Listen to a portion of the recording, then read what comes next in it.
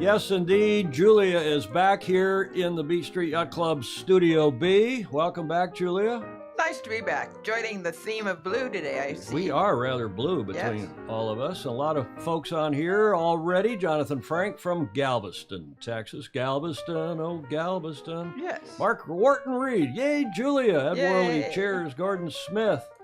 Good evening from Denmark, you wonderful lot. Christopher Gillingham in Livington with his wife, Jane. Welcome back, Julia. Hello from sunny Newport, Rhode Island. Robin Noaz is saying. I didn't. Who else? Yeah, he's back in Newport now.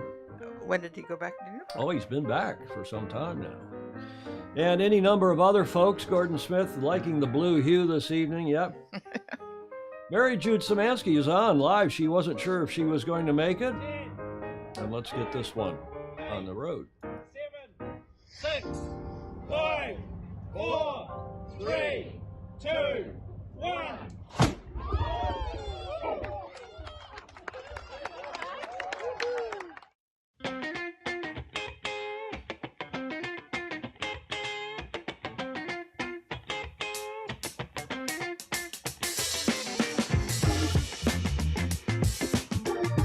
Live from San Francisco, it's show number 503 on Tuesday, the 8th of March. Welcome, everybody. I'm Tom Eamon, your host, and my co-hostess. Yes, she's back after a week off, a little tune-up in the Horse Pistol. Julia, I trust you're well? Absolutely. Better than ever? No. No. We are live from the Beach Street Yacht Club, as we mentioned here, where we do most of our shows. Sometimes we're down at Balboa Yacht Club, a few other places. A lot of folks on here already. Jamie Hutchison's in Venice, Florida. Rob Sternstein, good afternoon from Boston. Yeah, Julia, everybody's happy to see you back. I'm even happy to see you You're back. more popular than anybody on here, except maybe Emmett. Well, Emmett's pretty popular, but I think you even supersede him. Paul Homchick's here in San Francisco in the Bay Area. Peter Stevenson, a.k.a. Pedro Foiling Sailor. Welcome back, Julia, from down under, where he's presumably in the beautiful town of Sydney, the city of Sydney, in Oz. Mm-hmm. In Takapuna. Ralph Roberts is on from New Zealand in Takapuna on the North Shore. Penny sends greetings. Love to both of you, Ralph. One of the great people in the sport worldwide, not just in New Zealand. Emmett's on. John, hello. We've changed our cover slide a little bit. We've gone from the Gordian knot, the blue and yellow rope we were using last week, to these nice sails that I think was an image I saw from sailing, U.S. sailing. I think they used that in one of their announcements. And I think it's Julie Aarons says, hi, glad you're back, looking chipper. She does look chipper. Julia, you do. I said when you got in here to the studio how good you look. You're bright-eyed and bushy-tailed. So the tune-up must have been good. Yeah, I hope so. One can only hope. Rob Sternstein, Sydney is drowning in rain. Hope you're okay, Peter and Jody. Jody Shields, of course. Håkan Windbom, good evening from Stockholm, from Sweden. And we're going to start with some good news because I'm tired of the bad news. What we've had this period, last 3 years. Yeah. 2021, 20. We'll talk about that in This Day in History. I did want to thank David James for filling in last week, and we'll probably see David again if Julie goes up to her home in Calistoga sometime, takes a week or so off, or even a day off. David, thank you very much. Nobody's given me a month in Hawaii yet. Well, go to Hawaii don't go for a month.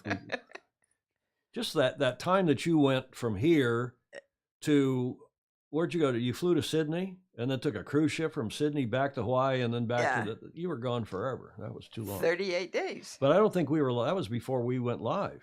Before we started. That is true.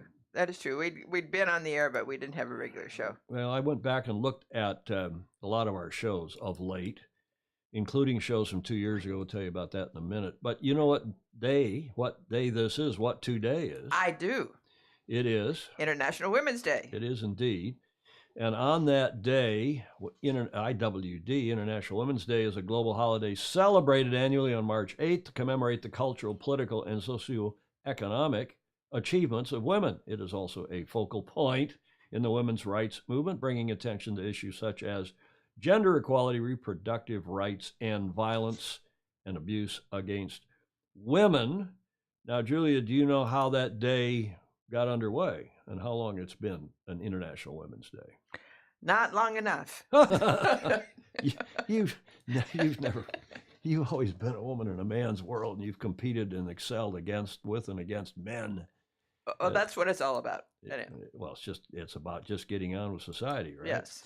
Well, the International Women's Day, which is only fairly recently, I think in the 70s, I could be off by a decade, but the United Nations finally declared March 8th International Women's Day sometime here in the last 30, 40 years. And the history is it was spurred on by the universal female suffrage movement that had begun in New Zealand in the late 1800s. I was going to say a long time ago. Yeah. Remember New Zealand? Okay, you can talk about Pitcairn Island and a few other those places, but that granted women's voting rights. But New Zealand was really the pioneer, apparently, in that. And that I think Idaho was in the U.S. Was it? Idaho. Yeah. I won't make a potato joke. IWD originated from labor movement after the New Zealand suffrage. It originated, according to Wikipedia, from labor movements in North America and Europe during the early 20th century. The earliest version was purportedly a Women's Day organized by the Socialist Party of America in New York City, February 28, 1909, and it's caught on from there. Germans were next, as it turns out. Celebrating International Women's Day, 11th hour racing, among many other sailing organizations. A nice tribute to Justine Metro, Shara Fissler, and Elizabeth Kratzik by 11th Hour Racing. These are all ambassadors for them. I noticed that Sail GP also put up a nice tribute to the women who are pioneering on those F50s, the Sail GP boats. Onward, the women of Sail GP, and I think we're all pretty pleased about that. The quota thing, I know not everybody's in favor of, right? Right. Are you in favor of the quota thing? Not necessarily, but if it's working, I'm for it. And I see Andrew Pindar's on here, who's a big supporter of women and women in our sport, and all aspects of our sport. And he's on the balcony in Lake Geneva. Yeah, you see that? Now that's Lake Geneva in Suiza, I assume, not up by Blake Middleton. Fantastic ambassadors, Blake is saying. He's up in the land of 10,000 frozen lakes in Minnesota, and of course the lakes are frozen in Wisconsin, where that Lake Geneva is, Julia. Yes. The other Lake Geneva. Lac Le Monde, as it's more properly called in Suiza, in Switzerland. Aha, Clark Chapin says the socialists are behind all this. I know it. Stingray looking forward to a female U.S. president someday. Well, that's fine, but I don't care if frankly, if somebody is red, white, black, yellow, or green, male, female, I don't care, just as long as they're competent. Give me competence. Yeah, let's progress people from all backgrounds and walks of life according to competence as well. Tier de Jong is the Dutchman in SoCal. Welcome back, Julia. He's saying, thanks, Tier. Yeah, thank you. Julia Ahrens, did you see that comment about your scarf? No. The scarf is pretty with the dress. You have tied it differently as well. Yes. Is that true? Yes. Is that in honor of these women? It's in honor of the scarf. It's a new dress, though, isn't it? It is a new dress. It's nice. Well, if I'd known, I did not check with Julie before I put on my blue blazer and blue shirt. I might have worn something else today. I also want to say a special thanks to one of our FOSI, female, Mary Jude Szymanski in Philadelphia, who is a once and future member of Liberty Sailing Club.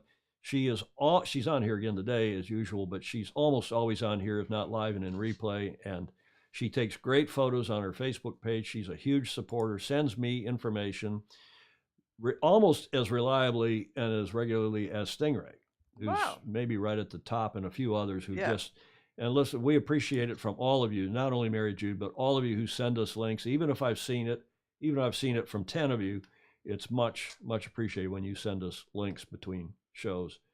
It's hard for me to put things in the show, by the way, after about 8 in the morning here. our time, so 4 hours before we go live, because I'm so, hard flat out getting the show ready. Mary Jude, thank you. A great FOSI. Great In picture. Philadelphia, one of her photos. I just thought it was terrific. And yeah. if I take away her lower third, you can see she, like a lot of people, have the Ukrainian flag up in honor of that country who this invasion is just obviously needless to say, it's awful. And we will continue. I tried taking the Sailing Illustrated logo, Julie, as you know, and putting not reversing, but putting the background yellow instead of white. And then the lawyer said, well, you might have logo issues because that one is, this one is registered. Yeah. So this white with the blue is registered. Flipping it to yellow, somebody might try to grab it or complain. So it's probably small potatoes, but so what? Well, Sailing Illustrated isn't small potatoes. Well, I mean, the issue of having that being registered. If they sued, they wouldn't get anything. Well, that's right. They'd be suing. Like getting blood out of a stone, out of a turnip, as my dad used to say. Other comments here. Pedro Filing Sailor replying to Rob Sternstein, who's up earlier. I'm good, but my heart goes out to the thousands of people who have lost everything in the continuing floods. Yeah, they've had a huge amount of rain on the east and the southeast coast of Australia. Mary Jude is blushing. Don't blush, Mary Jude. We really do appreciate your support. And all of you, all of the FOSI who, as I said, who send us things between shows and even during shows sometimes. The starting line, we'll get to it here. I'm going to start out with good news. This is a Bravo Zulu. We need some good news. So have a look at this video and get the Bravo music turned up here. And it is from the frozen north. It's from my home state of Michigan. Have a look. Woo! Grand Rapids, Michigan, in fact, WZZM ABC Channel 13. And that is a real photo from a nearby lighthouse nearby to Grand Rapids. It is not boating season right now in West Michigan, but more than a dozen children were on the water tonight to learn the basics of sailing. 13 on your side's Andrea Flores is here now with their story. Juliet, it's definitely too cold to be on the lake right now, and that's why the Boys and Girls Club of the Muskegon Lake Shore made their own lake for a new youth sailing program. The pool at the Boys and Girls Club of the Muskegon Lake Shore is normally not this loud. I was absolutely giddy to see sailboats being powered by these big fans in our pool. Or full of mini sailboats. It was really fun, just like learning how to control the sailboat and with speeds. The clubhouse partnered with Muskegon Yacht Club volunteers this week to teach sailing basics to kids both big and small. What we start with is the steering. After learning to steer and tie some knots, it was time to brave the winds. I was kind of nervous, but it was really fun once you got the hang of it. For Malia and her friend Chloe, it was both of their first time sailing. It's so encouraging to learn how to move the sail and what wind direction they're going, and you hang out with your friends. The youth sailing program is a first for the Boys and Girls Club. This, I think, opens up so many doors for our kids to be able to experience eventually the lake in a different way. The goal is to open up new opportunities. The important part of coming here to the Boys and Girls Club is that the youth are the future of sailing. They are the ones that we want to get on the sailboats and spark that just that passion to be on the water. And create positive experiences with water. It's such a vital resource that we have. But at the end of the day, feeling of success is something that we'll pull back to as they experience more challenges in their lives. It's about building these kids up. Boys and Girls Club has opened a very large experience for me to go do those things. The Boys and Girls Club of the Muskegon Lake Shore is working on future dates within the next month or so for this indoor sailing club with the Muskegon Yacht Club to get more kids out on the water. Juliet? Bravo Zulu. Yeah, it's nice. To Muskegon Yacht Club, to everyone else. And Muskegon is a town on the west shore, the west coast, if you will, of Michigan, on the eastern shore of Lake Michigan. Grand Rapids, of course, the big city over there, nice city in the northwest side. Mark Reed is from there. In fact, he says he's got his boat parked at or near the Muskegon Yacht Club. I've raced a national championship or two there.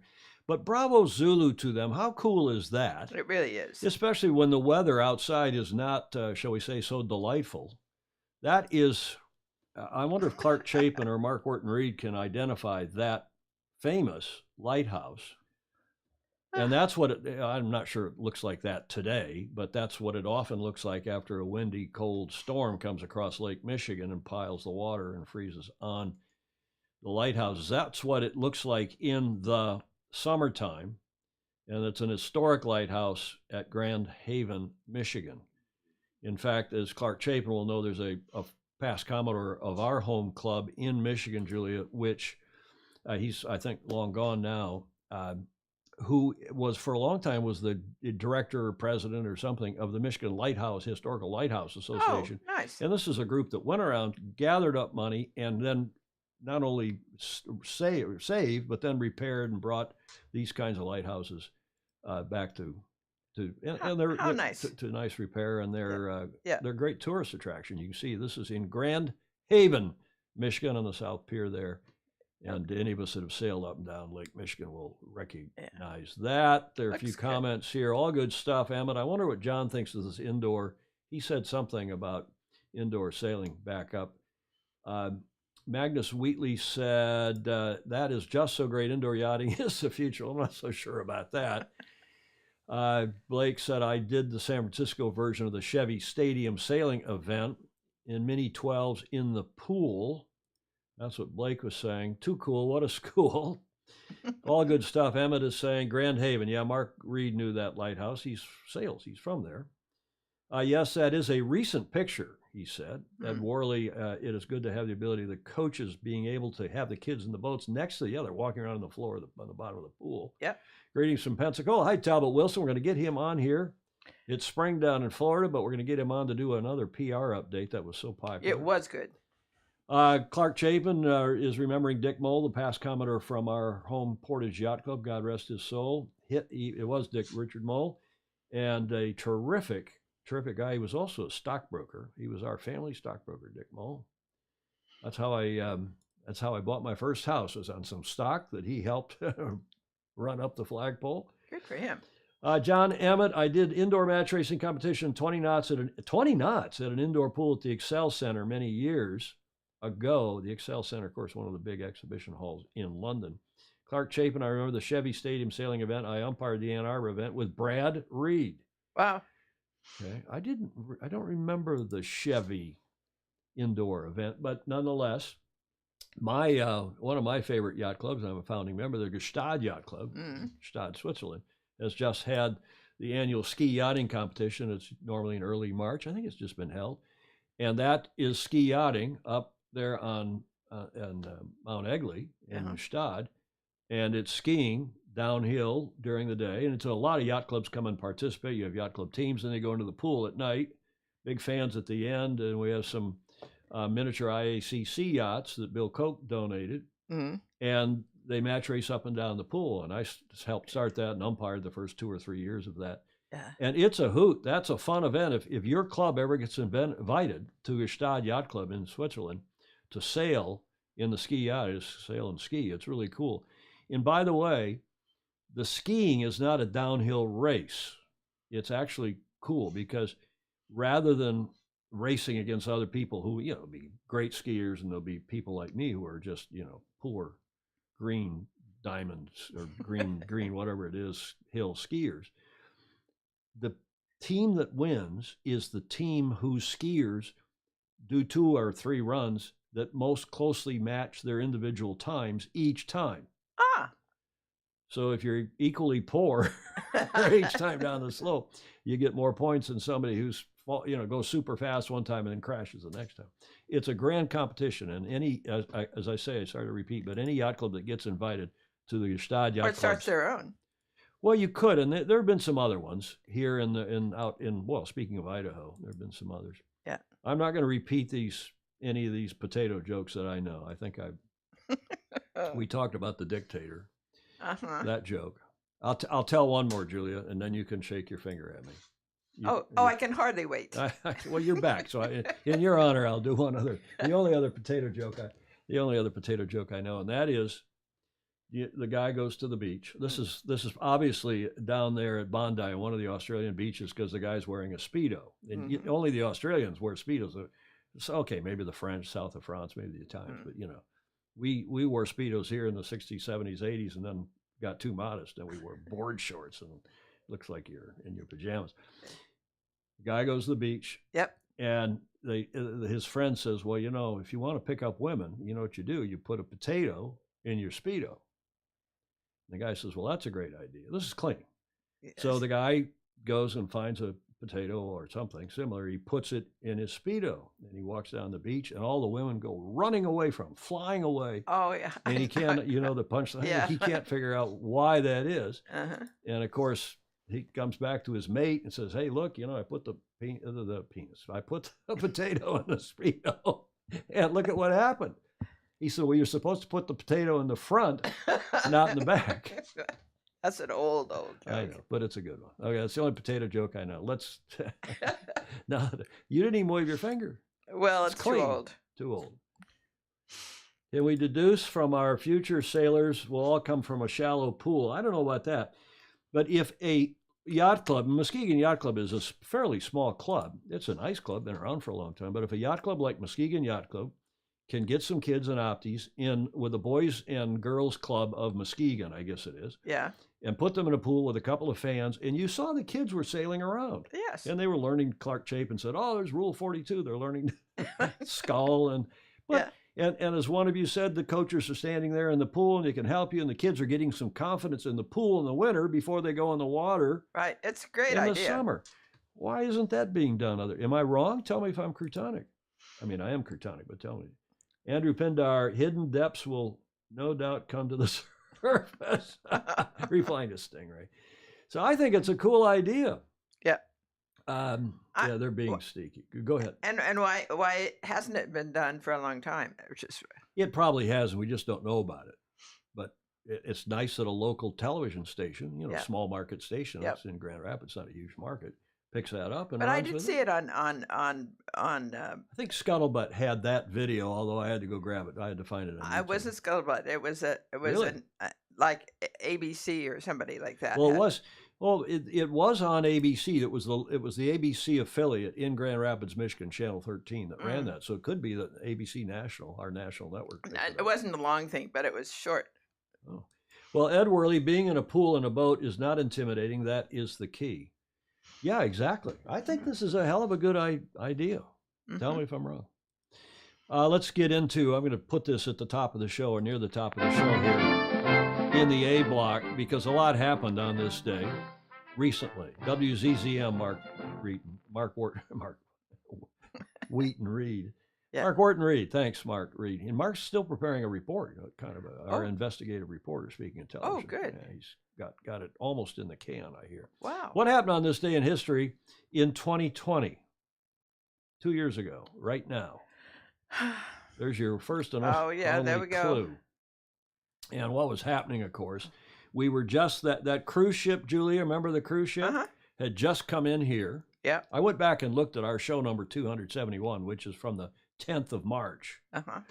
And the cruise ship had just come in here, and it was, we were all, a bunch of people were sick on the cruise ship. There had been one case already discovered up near Stingray up in Washington State. And we're watching this thing and trying to figure out what's going on. Then we find out that week that Italy has announced it's locking down the northern region, Lombardy, which is direct flights to Wuhan, as it turned out, including Milan, with 16 million people as COVID-19 cases reach 5,800 with 233 deaths. Wow. And now we're up in the millions, right?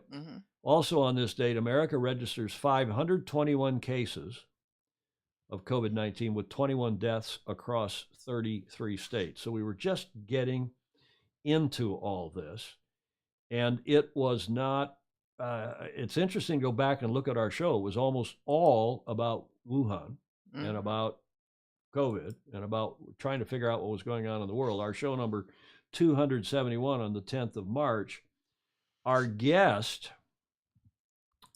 was Tommy Webster, our stockbrokers and market gurus who came on, because we were saying, and I think it turns out we were right, we're saying, okay, this thing's a disease, it's the flu. It might be bad for older people, people who are obese, people who've got comorbidities. We're already starting to figure that out. We hadn't had Mr. Dr. Andrew McIrvin on yet, but we were starting to hear about it. We did it on that show on the 10th of March of 2020. I played Dr. John Campbell. We had discovered him, and I played an excerpt and commended him, Dr. John, who we still follow on YouTube in the UK, right? So we followed him, and then there was a lot of other stuff in that show of note. And I made some notes because it is, speaking no pun intended, ETNZ's yacht was in transit to Sardinia, and we were already speculating correctly that those World Series events would be weren't going to happen. During the show, and we had John Emmett and others on here speculating as to whether or not those pre-Olympic regattas in Europe were going to happen or not. And during the show, Gerardo Seeliger called us and said they're off. He just had heard from organizers that the Spanish one, the Italian one, and they were all those pre-Olympic regattas. This is 2020. The Olympics are going to happen right in Tokyo, right? Right. Well, then we started to hear that the Olympics were going to get postponed to the end of that year. We hadn't heard yet that it was going to be a year later, and on and on and on. We broke that cancellation news about those OCRs. John Emmett was saying, yeah, maybe not. And we told about the cruise ship. Jody said, TFE Live has become the Sailing Illustrated show of cancellations because we're announcing what regattas are being canceled, what events are being canceled, and on and on and on. And that show had something like 7,000 views. Tommy Webster, our market guru friend, longtime sailor, sailed with Ted Turner and so on, Hilton Head Island. I haven't talked to him for ages. I haven't either. He's okay. I talked to him maybe a couple months ago, maybe a month ago. But he was telling us, because the markets had melted down too, just like what's going on now. And he said, this is going to be a problem, but the stocks will come back. Buy in the dip, and you'll make a lot of money. And he was right. He was right. So that was 2 years ago this week, our show. And of course, we've been talking about it ever since. That's what the studio looked like, Julia, 2 years ago, with you on a little table up much closer. And the camera 2 is over my shoulder. And Julia, we talked, there's a quote, I didn't run the video. You said, I've not been out of the apartment for a week. There's your quote. Right out of that show. And little did we know that you wouldn't go out of the apartment for 2 years. I know. The better part of it. I know. A little bit here and there, and we're all. And that's, as John Emmett is saying, that's why they started the Restart Sailing show to cover all the changes and hopefully get sailing restarted with advice from all concerned. Hamish Ross just made a comment someplace. Ninth in New Zealand. The Battle of the Monitor and Merrimack on this day in 1862 during the American Civil War. The ironclads Monitor and Virginia, formerly Merrimack, battled in the harbor at Hampton Roads, Virginia, marking the beginning of a new era of naval warfare. Ironclad ships, big time all iron ships, in fact.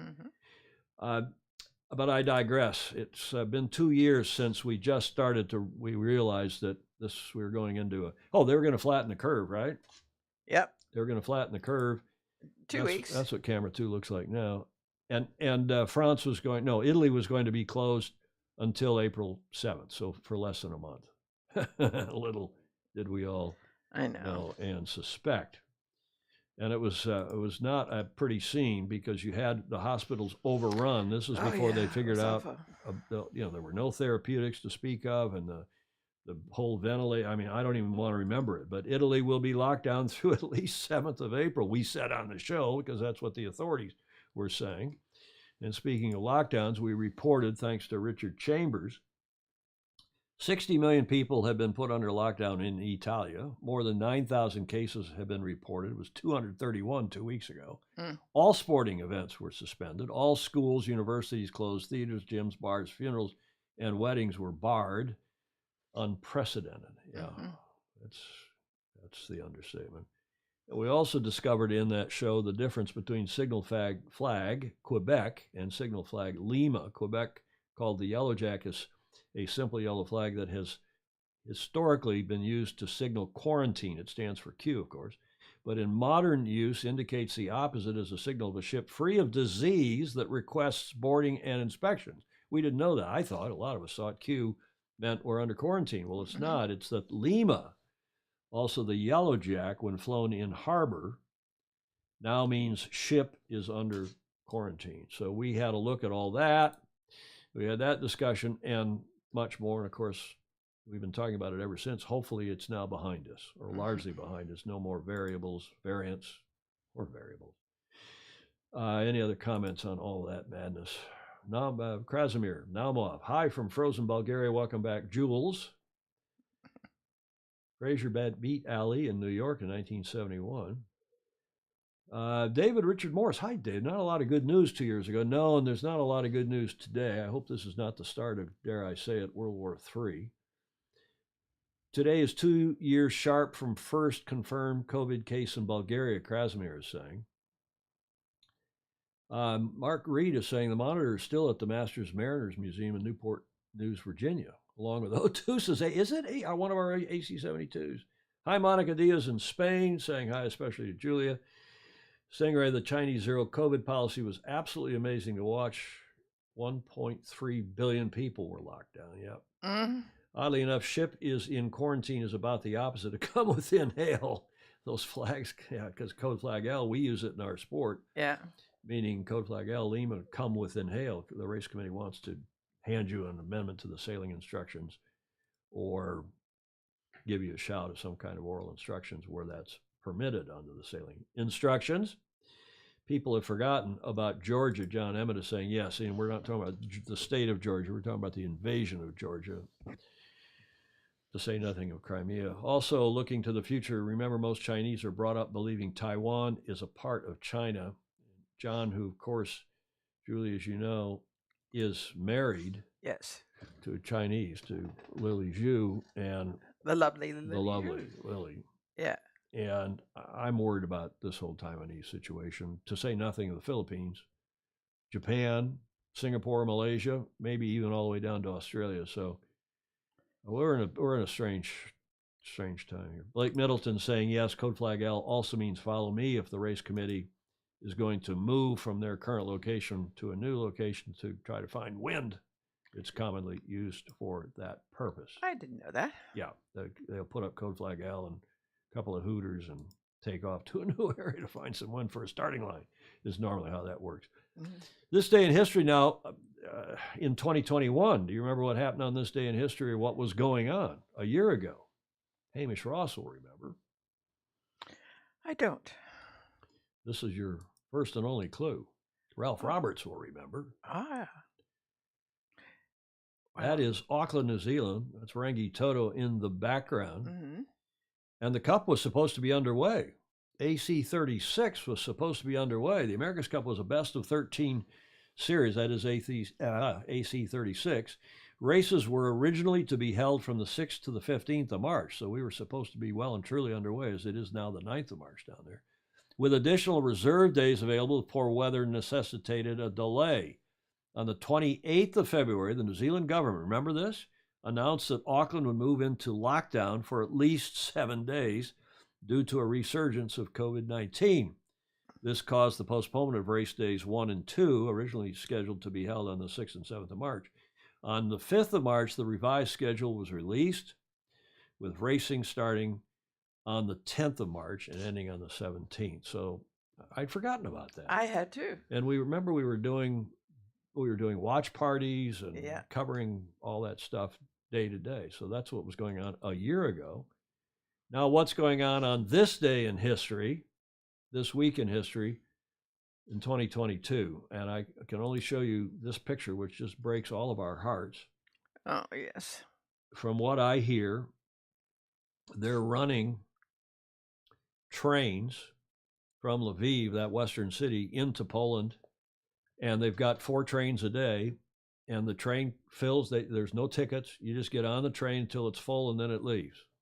And then hopefully the next one comes, and then They are already north of 2 million refugees have already left the country, according to the news reports I saw this morning, Yes. Reuters and AP and so on. And it's up now to 200,000 people per day as of today, leaving the country. It's incredible. It's astonishing. And it's just, it breaks your heart and more. It's Oh, downright scary. Mm-hmm. And with the president today, our president, saying, well, you know, we're not going to buy any more oil and gas from Russia. And apparently Putin is saying, well, you know what? I'm not going to sell any more to you because I'm going to sell it to China and wherever else. And I'm not going to, I'm sorry, those of you in Western Europe, Germany, man, oh man, we're all kind of on tenterhooks here wondering what the next shoe is going to drop. Because if Putin turns off the spigot to Germany and other Western European countries, God knows what's going to happen. God forbid we get into another major war, or maybe, again, God forbid, it's already started. Yes. On this day in history or nearby in this day. Too much which suggests that. It's pretty scary. This came from one of our FOSI. Yes, gas prices here are high. They're here in California. What are they up to, Julia? $7.50? Yep. The average in the States, I think, is north of $5. And you Europeans and down under say, well, that's not that big a deal. But it is a big deal, and it's a shock to your system, and people can't afford it, like everywhere. Yes, gas prices are high. We can choose to travel less. We can choose to carpool. We can choose to bicycle, walk, and take public transport. But Ukraine cannot, and there, but by the grace of God, go we. And you have to keep that in perspective. And I thank Steve Adkins, our FOSI from past Commodore Madison Yacht Club in Connecticut, for sending that along. And then the left, right, and center, this is being debated about the energy policy, and I don't want to debate that on here, but it is going to affect our sport. This cartoon is pretty instructive.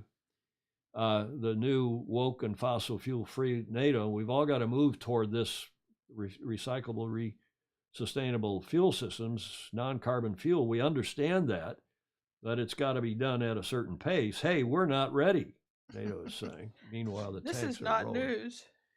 And it's not news. And I will say again, we said on this show months ago, and John Emmett he called it almost to the date. He may have been off by a day or two. He said, wait till the Olympics are over.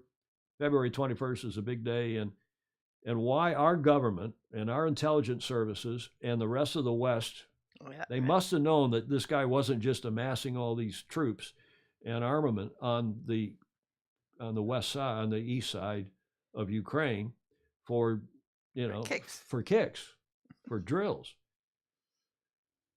And of course, speaking of this guy, it's the International Judo Federation now has announced that, and he's the honorary chairman, that Mr. Putin and one of his buddies, Arkady Rotenberg, have been removed from all positions held in the International Judo Federation, reads that latest one-line statement according to CNN. John Emmett reminds us that the Russian economy is actually not that much bigger than Spain, just to put it into context. Yeah, exactly.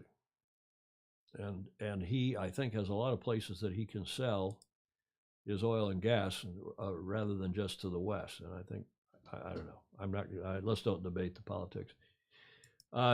Well, Russia won't want to cause China to lose face by interrupting the Olympics. 200,000 troops doing exercises. One would hope NATO could have done a large exercise in Ukraine at the same time. Well, Ukraine's not a NATO country, and everyone was scared to death of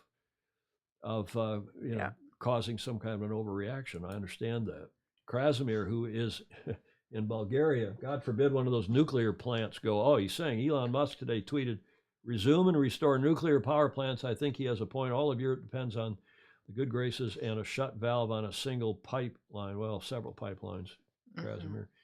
But if one of those nuclear plants is bombed or is otherwise sabotaged, maybe by the Ukrainians, who knows what, but there's just one small mistake, and it's a scary time. Needless to say, you all know that. I carry on here and thank, again, our FOSI Jyrki Järvi from Finland, who suggested that we all follow the lead of his yacht club, Helsingfors Segelklubb in Finland, and raise the general recall flag. I don't know if any of your other clubs are doing that, but it's a good idea, and let's all do it.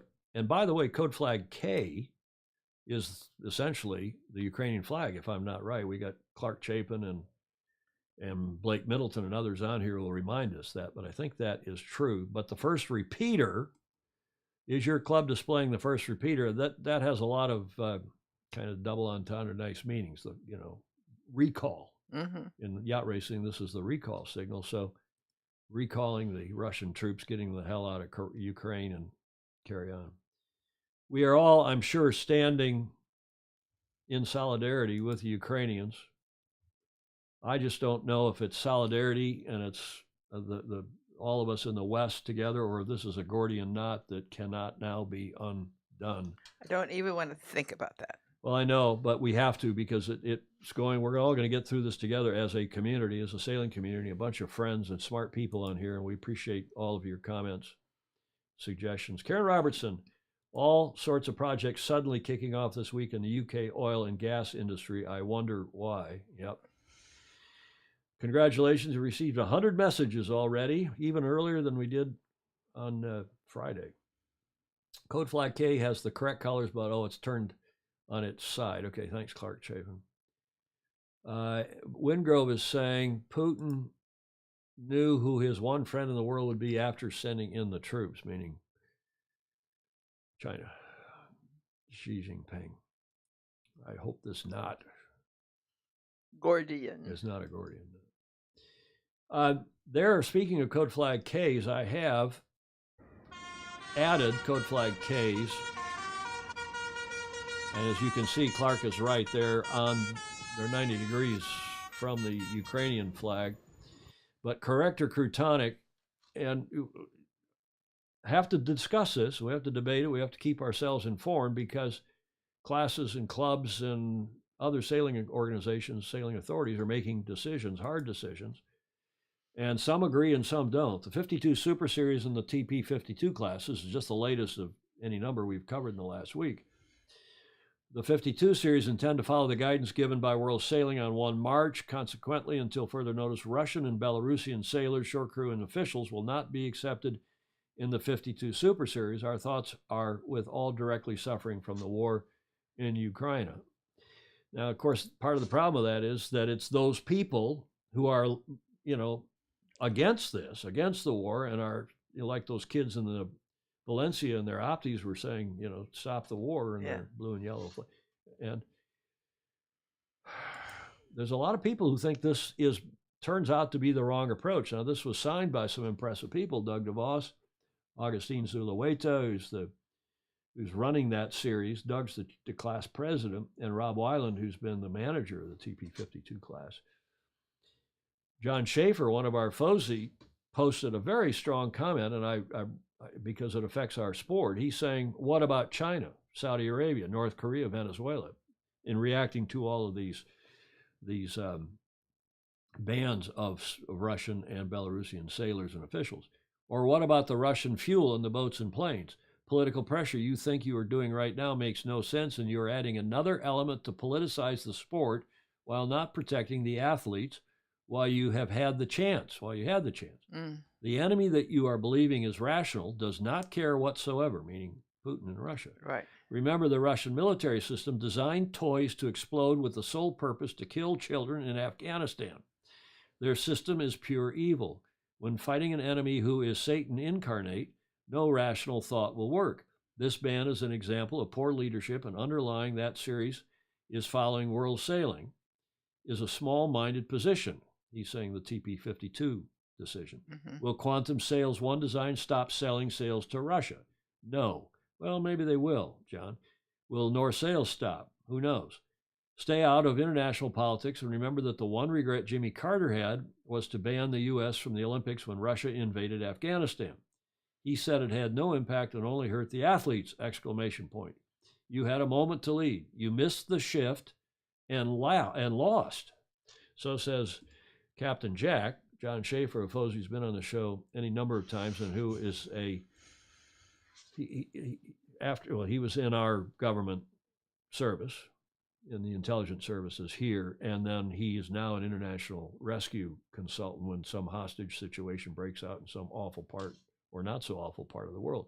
I don't know how you feel if the TP52 class is correct, if all these other organizations are correct, following what World Sailing and the IOC said, or if you agree with John, who says it's Crutonic. Let the sailors come sail, let the officials come sail. You're not hurting Russia, you're not hurting Putin, you're only hurting our sport. But there's more. This we showed you on Friday from Tip and Shaft. Now, these are Ukrainian kids in their optis. There's an opti clinic going on that's Valencia, Spain, my former hometown where we lived for 8 years.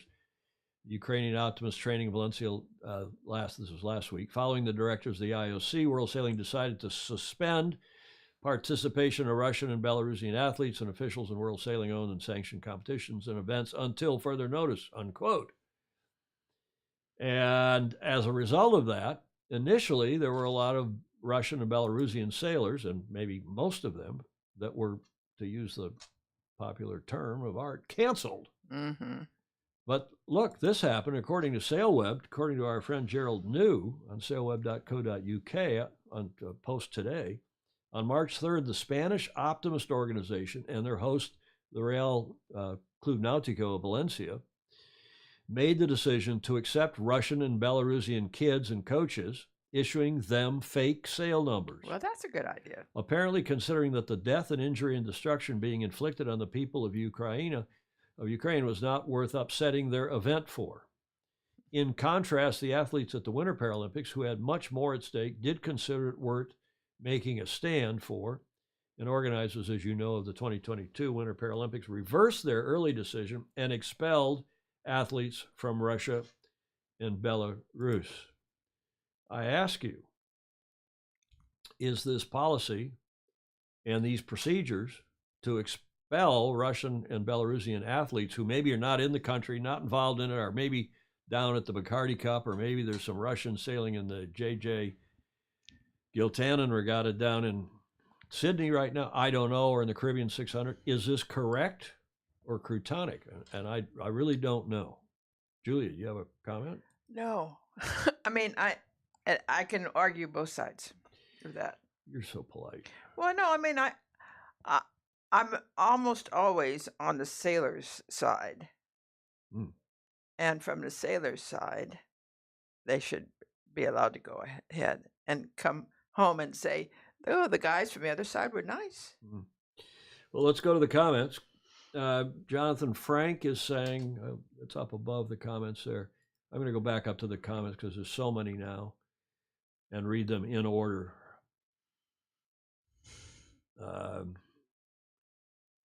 Blake Middleton says, I don't believe in general recalls, but every one of us who runs races has to call one from time to time. And he's saying, get that flag up, I think is what Blake is saying. Glenn Van Heel, they should let those refugees stay on those seized yachts. Well, there's not enough yachts that have been seized. By the way, I got a video. I'm not going to put it in because the show is going to be plenty long as it is, of this super yacht news, a YouTube channel that is telling where all the boats are going. And once again, when David was sitting in your chair and he said, well, they're going to the Maldives. Yeah. He's right. That's apparently one of the few places where they can go without threat of extradition to the U.S. or the EU. Back to the comments.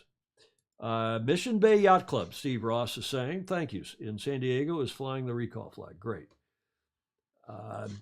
Emmett's got the link to the Budapest Memorandum of Security Assurances. Yeah, that was something.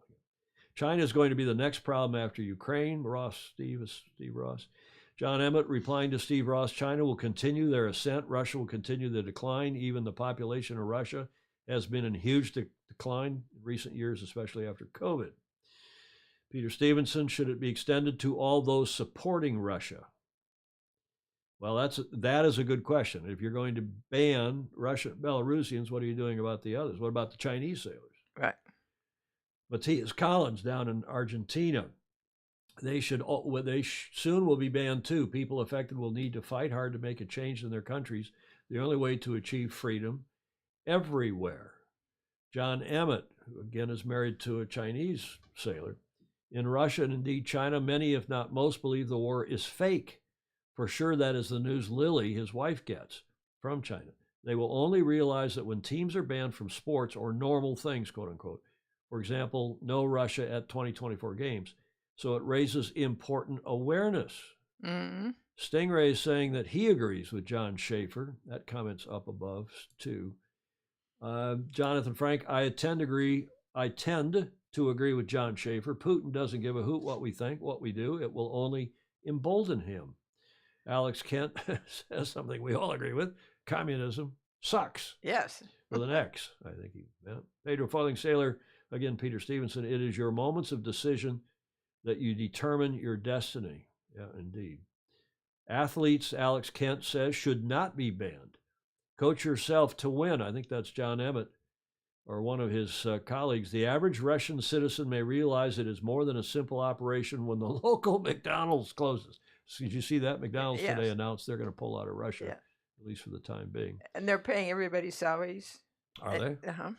Nice. Clayton Allen Embley, expelling these kids from an event makes as much sense as cutting off your hand because the guy down the street is a thief. Mm-hmm. Hamish Ross replying, with respect to John, I beg to differ. He's disagreeing with John Schaefer. This is a war and a threat to world peace. Do you think they played sport with Japan or Germany during World War II? Deny the enemy on all fronts, Hamish Ross is saying. Alex Kent is saying, agreeing with you. Mark Orton Reed, I feel for the Paralympic athletes that are faced with enough challenges in their lives to begin with. Good point. The less collateral damage there is to normal people, the better. Stingray doesn't agree with banning these athletes.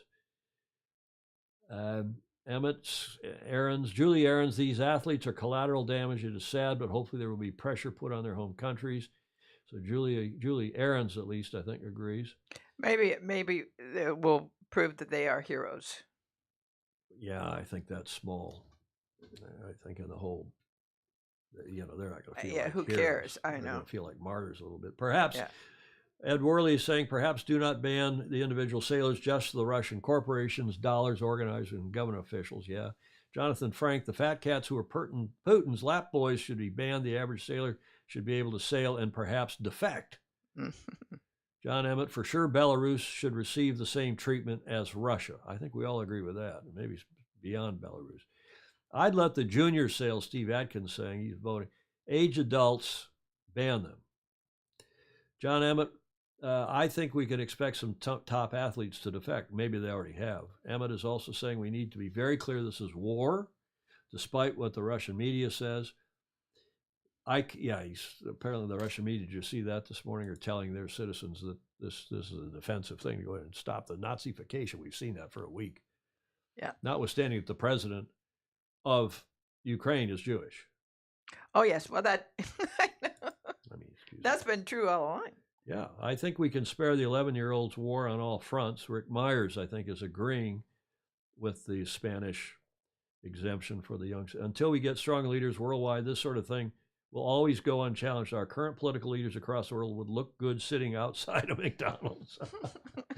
Replying to Jody Shields, nailed it, Jody. This is a failure of leadership, Stinger. I think it's something we all agree on. Yeah. The failure of our leadership have boxed us into this corner to make such decisions. Bill Wingrove is saying, Ted Ryman on YouTube, I believe they should ban all Russian sailors and any other sportsmen and women.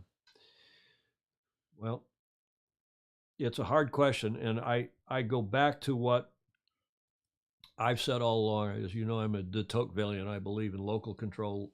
Yes, give national and international guidance. I'm glad World Sailing and the IOC have given some guidance. I not necessarily agree with what they said, but I think if you got Optima sailors from Russia sitting in Valencia and they can't go back, they're stuck there, and it's not their fault. They don't have any influence. Whether they sail or not is going to have zero influence on Putin. But not under the Russian flag. Yeah, okay. Of course not. Give them fake country flags, or take their country letters off their sails, or what have you. I agree. I think that's a good point. And goes probably, but to have a one-stop shop, one fix for everybody doesn't make sense. If we have a guy over at our club here, at your club, St. Francis, I'm a member there too, but St. Francis, who's Russian, who hates Putin, who's been telling us in fact, I should get him on the show, John Yelda, who's been telling us what a horrible crook and crouton and kleptomaniac this guy is, kleptocracy. Yep. And you would never ban John Yelda from sailing, from coming to the yacht club bar or anything No, else. no. And that's why I think you've got to use some common sense and have local rules and local control and do it class by class. And if the IMA decides that those maxis are not being controlled by Russians, and if the Russian owner and his son or her is not on the boat, and if it's being operated by Mitch Booth, that's Comanche, and they've got Ukrainian sailors on it and other sailors, and they decide to let Comanche sail in the Caribbean 600 in this circuit, the Heineken Regatta, which is now over. That's what I mean by local control. Let's, use your common sense, use your head, not just go with one blanket, rule handed down on high from the IOC and World Sailing. Julia.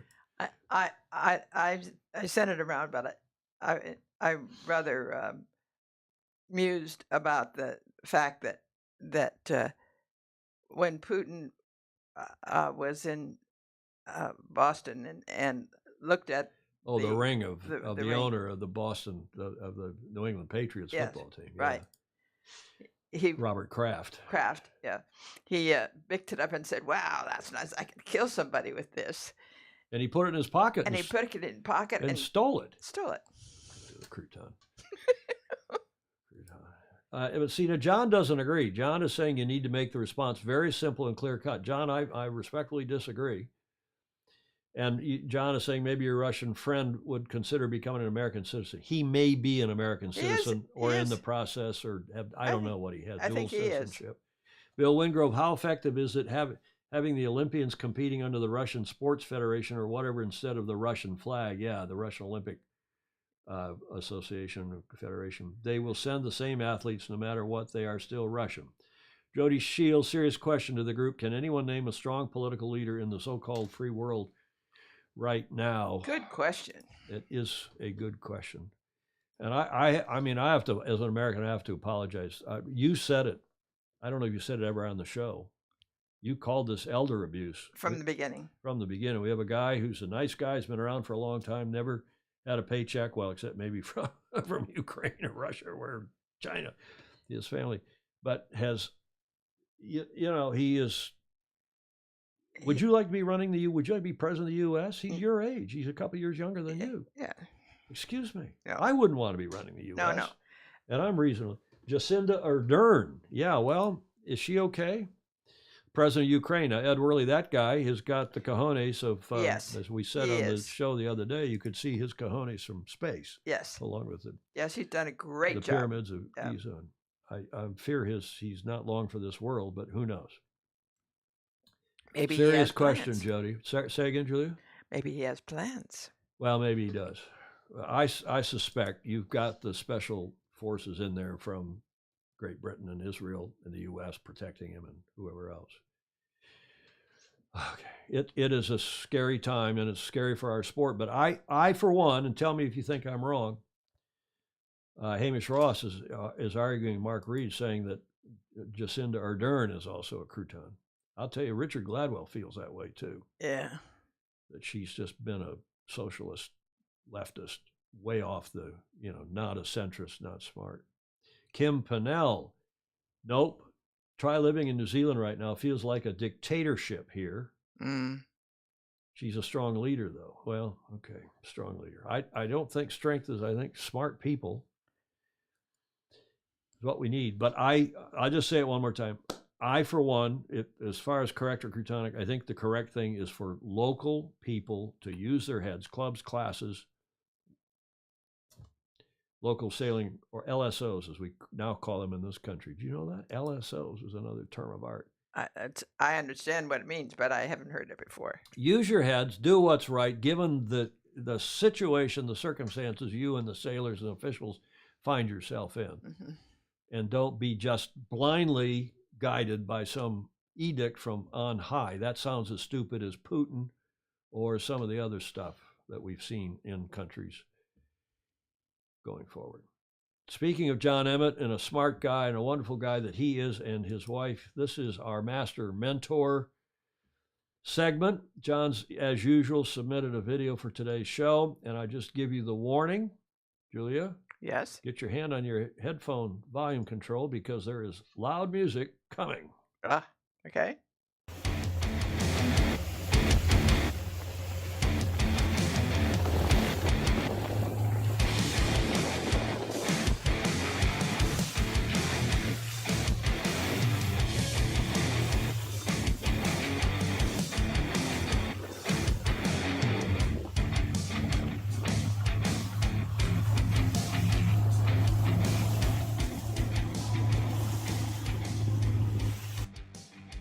Hi Tom, Julia and all the FOSI. I hope you're all doing really well. March is very much the start of the sailing season. We've just had the dinghy show here in the UK, and in fact we've had the last training before what we call the qualifier season starts. I think I've talked about these events before.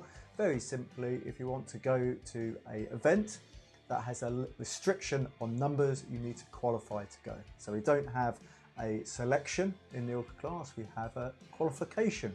So I've been really enjoying helping out with the UKLA training, and just especially nice to see absolutely new faces to the fleet as people join from toppers and optimists and cadets and all the wonderful junior classes we had. So really nice to see lots of faces, and I think, yeah, what doesn't kill you makes you stronger is an expression that's perhaps overused, but Weymouth in a 20-25 knot northeasterly and under 10 degrees, it's character building stuff, as we would say. So yeah, really nice to see all those people training so hard, and I can't think that my own preparation has been especially poor this year. So really good mental refresh, but eating pasties and drinking cider every day is perhaps not ideal.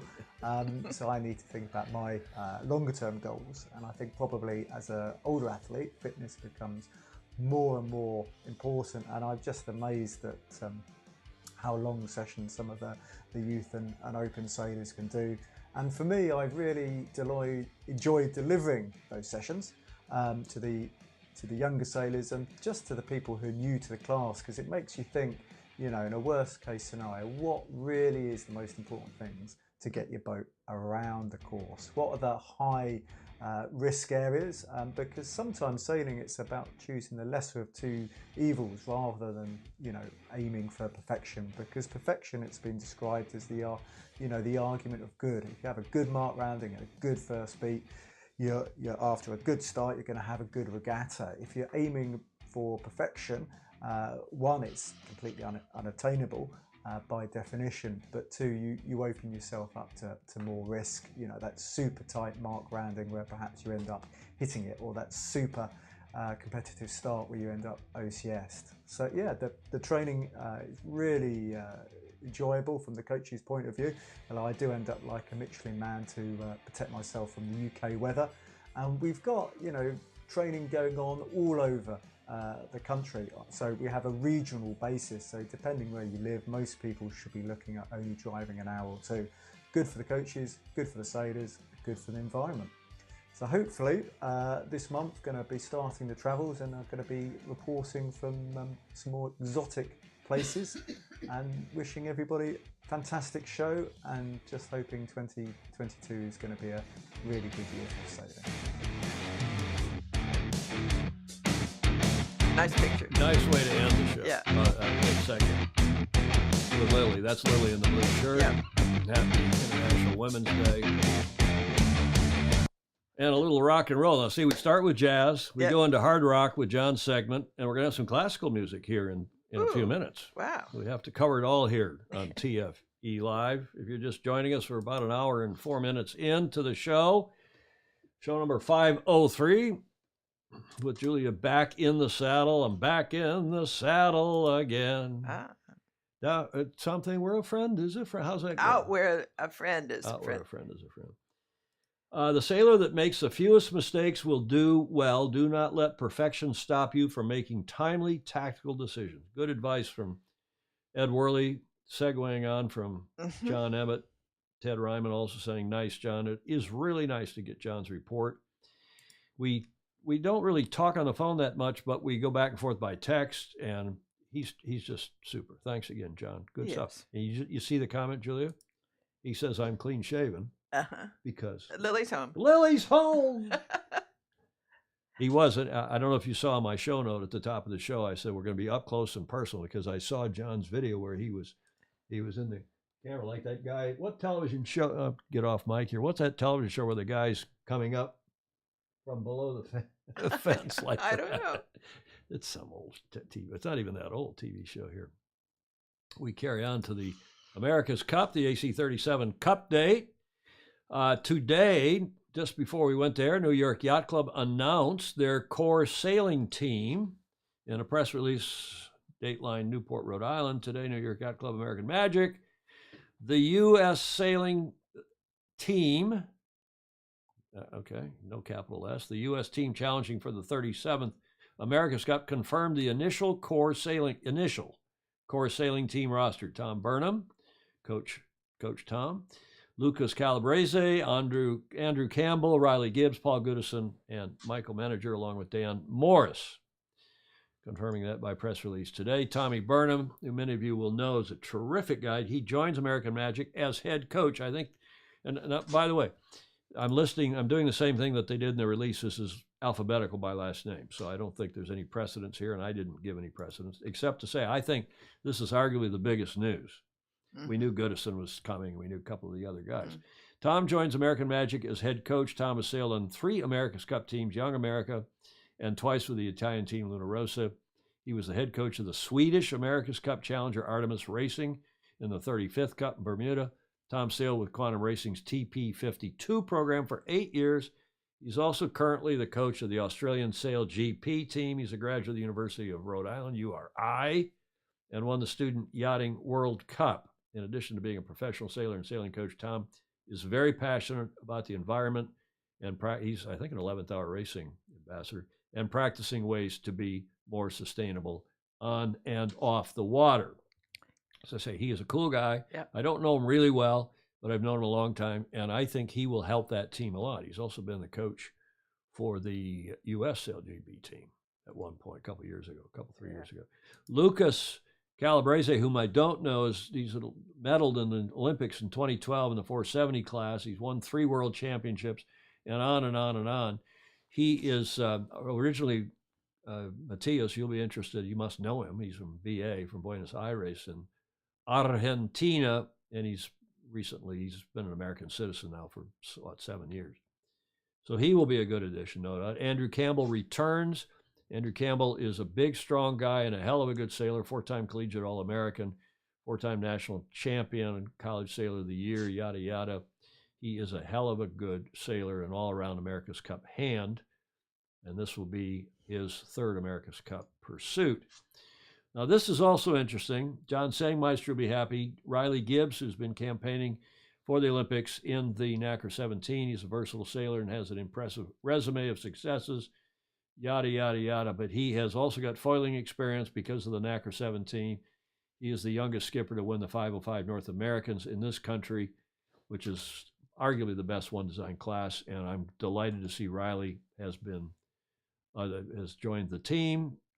Goody, Paul Goodison, who now lists Lake Garda as his hometown. What a nice place. Well, and he's been there foiling. He's doing all that moth sailing there, yeah, and winning, along with Tom Slingsby. Paul was a sailing team member with Artemis Racing in the 35th Cup. He's been in 3 Olympic Games, gold medal, but he's on his 2nd time with American Magic, and he grew up in Great Britain, obviously. I guess it's obvious. He's an MBE. But a terrific guy. Delighted to see Paul returning. A lot of you think he'll be on the wheel this time instead of the flight control. We shall see. Michael Manager is a former helmsman of the Red Bull Youth America's Cup team. The Manager family, by the way, down in Newport Beach, California, is a top-notch sailing team all around, including and especially Michael. Team Racing World Champion, Etchells World Champion, 11th Hour Racing, the Mocha 60, Transat, yada, yada, yada. And he is a 2-time Governor's Cup winner. So that's near and dear to my heart because I like that event. His dad's a hell of a good sailor, and his mom, too, is a great gal. Dan Morris from Newport, Rhode Island, returns to American Magic in his 2nd AC quest. He's a match racing tour world champion, a Transpac race winner, and on and on. Dan grew up living and working on boats in Blake Middleton's now home state of Minnesota. So good stuff going on there for American Magic. Just an excerpt from the release. Quote, "The America's Cup is the pinnacle of the sport of sailing, and our team is hungry," said Tom Burnham, the new head coach. Sailors are actively sailing in other events and regattas around the globe. We are currently planning our sailing sked for the 37th Cup per the rules of the protocol, and all of the teams are permitted to start sailing their AC 75 this September. Hence, that shipment probably to Pensacola. I think Talbot Wilson would know better than we. I think Terry still is promising to come on the show. We'll get T. Hutch on. By the way, T. Hutch was also mentioned. He was also quoted in this release. I didn't put his quote in because it was pretty boilerplate, and I wanted to get that quote in from new head coach Tom Burnham. He's part of the action. Yeah, he's I think leading it. He's the skipper. He is the skipper. And again, it said in this release. Last paragraph: the complete American Magic sailing team and roles on the boat will be announced at a future date. Again, because I'm so impressed with Tom Burnham, have a look at this video from 3 years ago when he was the coach, acting as coach for the U.S. Sail GP team. Brief process here in Sail GP is we're trying to analyze what happened during a given day or a given time and make notes, make suggestions, talk to the guys about what they were feeling, what they were thinking, and how we can improve in the future. We could have maybe made a little bit of a shift in our mentality and just said, all right, we've got 3 of the 4 other boats that we're racing against all have rounded the mark right behind us. Like our high mode was GVR's normal mode, it looks like.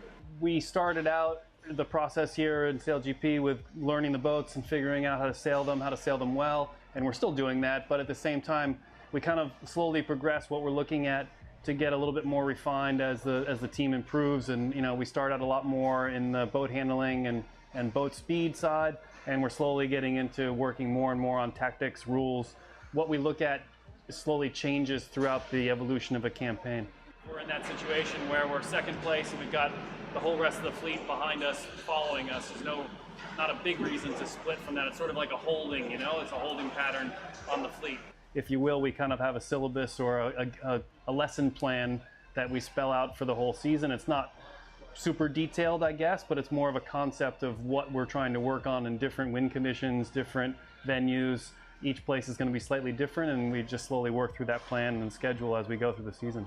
There's no question that ego comes into play sometimes, and there's times when that can be difficult to manage, but for the most part, the guys that we're dealing with have gotten to this level because they're used to being coached, and so that they understand the value in being helped along the way, and so they allow it to happen. Probably one of the hardest things that is very different to some of the other coaching that I do is that the intensity of the experience of being on board these boats is so high, that the adrenaline rush that these guys get, the feeling and the concentration levels that they need to have during even just a practice run, especially when it's quite windy, is really high. So they finish, they'll finish a race or finish even just a lap of training, and they're just like buzzing on adrenaline. And to try and get in and to say something constructive to them and talk to them in a timely manner so that they can apply it to the next race, that's a little bit of a balancing act sometimes on my part, and it makes it interesting and a good challenge, quite honestly. I've evolved with how I've approached things and how I'm working with the guys, and that's just part of the process of getting to know each other and how we work together and how we interact, how we communicate with each other is a big one. And hopefully I'll continue to improve on that in my presentation and my discussions with these guys, and how I can get through to them in the best manner and how they can communicate with me in the best way. I think that that's probably the biggest thing that we need to be working on as a team to be able to work together as a group, as between the coach and the sailors to make the biggest gains moving forward. I think he could use that same speech or that same interview for his new boss, which is Terry Hutchinson and American Magic. I think it applies equally there. Very interesting take on things from Tom Burnham, the new coach, and a lot of comments here from you all. Stingray, did you see this comment? Is this a sexist comment? I noticed that with Julia's return, Studio B is looking clean again. What do you mean? It's no cleaner or less clean than it's ever been, is it? And it's not that Julia cleaned it. No, I didn't. And it's certainly not because I cleaned it in anticipation of her return. We always clean it, Stingray. I wonder if he thinks you cleaned it, Julia. Well, he ought to know better. I know. Blake is confirming, Dan Morris is from Lake Minnetonka, indeed. Is Mr. Burnham any relation to our Malin? No, not to Malin, and not to either John Burnham, as far as I know. Right, John. There's John Burnham, Newport, Rhode Island. John Burnham, who's Malin's son down in San Diego. As far as I know, Tommy is not related to either or to any of those three. Okay. I didn't know this. John Emmett is pointing out that Goodison does have an Italian wife. So, I mean, if you could live anywhere in the world, why not live at Lake Garda? Oh, yes. Oh, Mm-hmm. that's fantastic. I spent a couple summers there. Fantastic. I've been there for regattas, for judging. Fantastic. Mm. Who do we think the helms will be? Interesting that Barker is not included. I don't think there's anything interesting at all about that. I don't think there's any surprise in that Stingray. We knew he was not going to come around and do it again. Also, several of you said, key point when people talk about Ben, he seems to have been around forever because he was incredibly successful from a very young age. Goody and Ben are the same sailing age. Stingray asking about Slingsby. We'll get to him in a minute. Too bad the AC crews allowed are shrinking. Ineos should sign Emmett, Stingray is saying. You know, there was an interesting comment that he made. And he made several interesting comments, but one of them was guys that at this level are used to being coached. Uh-huh. That was a very telling comment because that's only in the last, maybe 20 years now. Yeah. Maybe even more recent because prior to, maybe at the Olympic level, maybe for the longer, John, tell me how long coaches have really been, maybe 30 years now in the Olympics, but man, there's not been that much coaching. In fact, the sport up until fairly recently. That's true.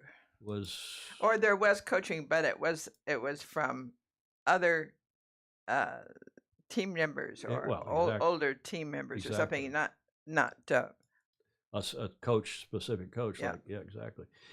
Denise Balzac saying, yeah, no Kirby, no Canfield either. Yep. Interesting. I think this list, Wet Hawk, I am late. What did I miss? Impressive video, well spoken. Stingray. Philippe Preste, who is Jimmy Spithill's coach and continues the Luna Rossa, is terrific. Done a couple cups with him. I like the blue LED backlighting. Well, that's not new, Alex Kent. The blue behind me, the blue behind camera 2 over there under the cup, and the blue behind Julie's been around for a while. Thank you. They have better coaches than I. John Emmett was saying, old iced coffee mugs all over the place. That's because he has better things to put in his. Well, no, we have our 2 coffee. We've had these for a while too. People are now noticing. Maybe our cameras are better or something, Julia. Which is true. They are better. They are. Ed Worley, the coaches now crunch info and distill it for the crews and engineers to apply. Well, that is true, and that's where Philippe Presti is so amazingly good. Mm-hmm. The most, Julie Aaron's, the most cohesive team usually wins. Communication is organic and always works. Well, it's always important for sure. Absolutely. Mark Reed, Rod Davis has been coaching for ages. Yes. John Emmett, funny, the people who are most likely to object to being coached are middle of the road club sailors. The top sailors always want help. There is an interesting comment. Mm-hmm. And you know what? I think back on that. I think he's really true. I mean, it's same for life. I'm happy to get any and all advice from Meg. Yes. My 30-year-old daughter, or from, you at the other end of the spectrum. But as occasionally, always. Yeah. Any and all advice is always you don't have to take it. That's right. Yeah, but it's always useful to listen. Always useful. So here is the key question. Who wasn't listed in that? And you've named a few. I think, I took this picture. This was Gerald New used this photo in his sailweb.co.uk today, and I grabbed it off there. And I was going to say, or cheekily, originally I was going to say, is the sun setting on American Magic? Because I don't think it is. And I like this appointment of Tom Burnham. But is Tom Slingsby on the horizon? He does have an American passport. I'm guaranteed of that. And one suspects he will be coming to the party at some point. Not sure. And again, the question is, are these teams, other than presumably LRPP, will do the dual helm thing again, but maybe not. Is Tom Slingsby on the horizon for American Magic? They left that door open. Okay, let's go to ETNZ. They're working on their world speed record program, and they've got another video out on that. Have a look. So where are we on the product? So there's a date that this thing's going to roll down the tarmac. Yeah, there's a date on paper still. Yeah, I did tweet, like right now we've got Easter's the middle weekend of April, and right now that's still our target to basically have this craft ready to start testing. The final tool is the wing tail and flat detail, which Guillaume's going to release that surface this week. We're doing the cockpit as well as getting machined later this week, over this weekend. So it's just we are. We're charging. But we're not charging in production. I haven't got contingencies for these things to meet those dates right now. We're due to, that job and is supposed to have 14 guys next week and then 18 the week after. So it ain't there. And where are we at with this, like suspension and... There's stuff happening. There's still stuff going together downstairs. Those metal parts are all coming together. By the middle sort of third week of March, we'll have a pretty good idea on our whole program. Then it'll be in place. Unfortunately, we accept there'll be a few men down over the next few weeks. So that's the hardest thing to get your head around right now. So Lenny, you've got to work on the basis that you're going to a lake at the end of July. You might be. Yeah. You might beat it, but you might beat it. Yeah, copy. So once we're signed off structurally, like the biggest learnings we're going to have are actually on the salt. So that's where we need to just get it across and actually get set up there, and the biggest learnings will come from that. Progress has been pretty good so far over the last 4 weeks. We managed to build the shells, the main body, color into the bulkheads. More challenges to get this thing out the door on time, which is always the same issue with us, under the pump. But yeah, this thing here, I thought it was going to be easy. You're so tight inside, there's so many processes to join her up. Everything's going to be pre-flanged, and then down the aft end where all the structure is, it's just, there's no room, We'll get there at the end, Always do. Nice smile. Yeah, a nice, really nice video, eh?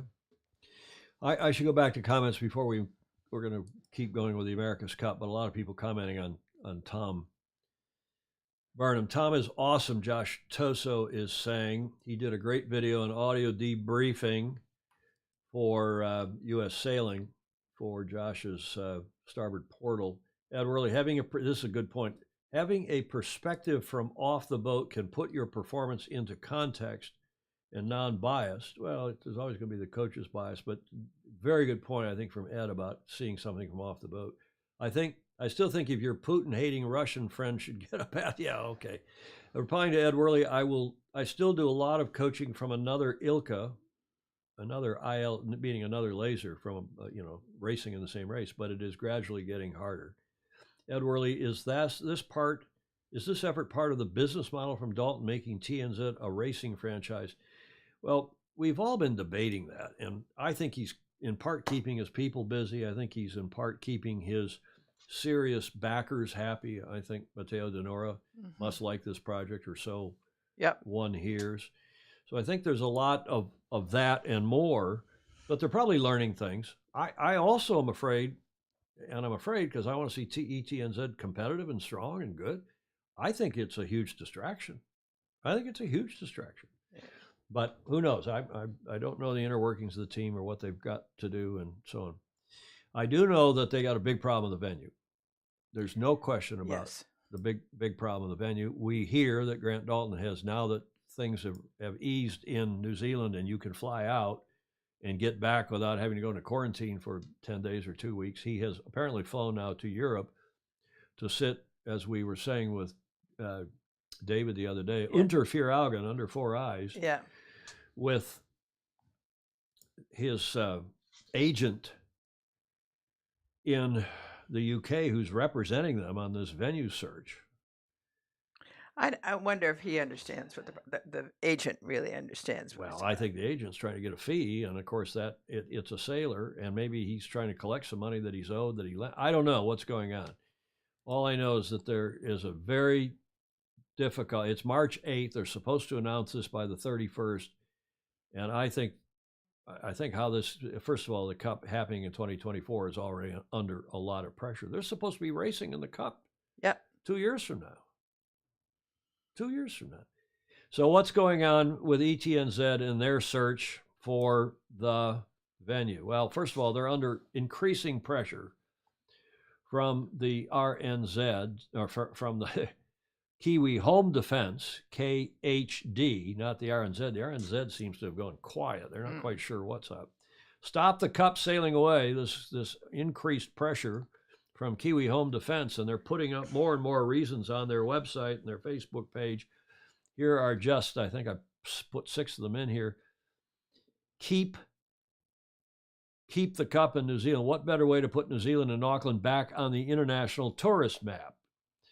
AC-36 brought hundreds of thousands of visitors during COVID-19 restrictions from around New Zealand to Auckland. The atmosphere was unbelievable. It should be in Auckland. We need some good news, something for the local businesses involved with inbound tourism in New Zealand to focus on. And then there's some more here. We really do need it to help get our pride for our country back. The very reason New Zealand challenged for the AC in the first place was to bring it to New Zealand. There is no better place in the world for an AC than our ready-made venue, especially now. Yes. It brings Auckland alive and makes people happy. What a good thought. Yes. We can showcase our beautiful country to the world and show all the visitors what a great place we live in. These are from run-of-the-mill Kiwis. I mean, the whole country has backed and supported every defense and challenge Team New Zealand has raised. Shouldn't Team New Zealand back and support this country? Amen. The Cup has enabled Auckland to mature into the city it is today. It helped New Zealanders understand the absolute value and treasure of our Hauraki Gulf. It would be an absolute travesty to lose it. To give it away. The economic boost is something the country could really use right now. Yeah. What do you think, Julia?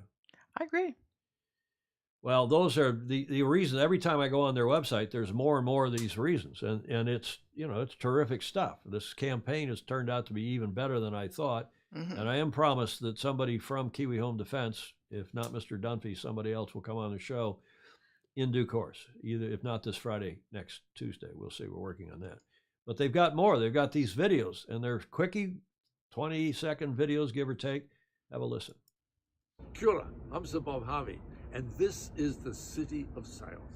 I wrote this book, Sea Edge, about the history of the Waitemata and the Gulf. And the cup belongs in this glorious location. We are Aucklanders, proud of our waterfront, proud of our harbour, proud of our Gulf. It's the ideal location for the cup. The cup cannot leave New Zealand, and it can't leave Auckland. It belongs to us. It's part of our heritage, part of our future. So let's keep the cup in Auckland, in New Zealand. Let's do it. We need it, we want it, and we love it. Let's keep the cup in New Zealand, right here in the City of Sails.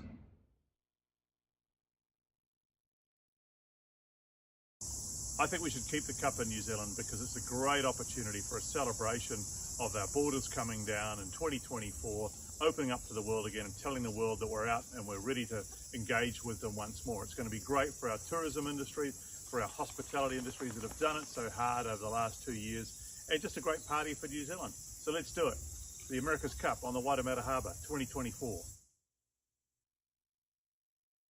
Hey New Zealand, Ali Williams here. Remember 2011 Rugby World Cup?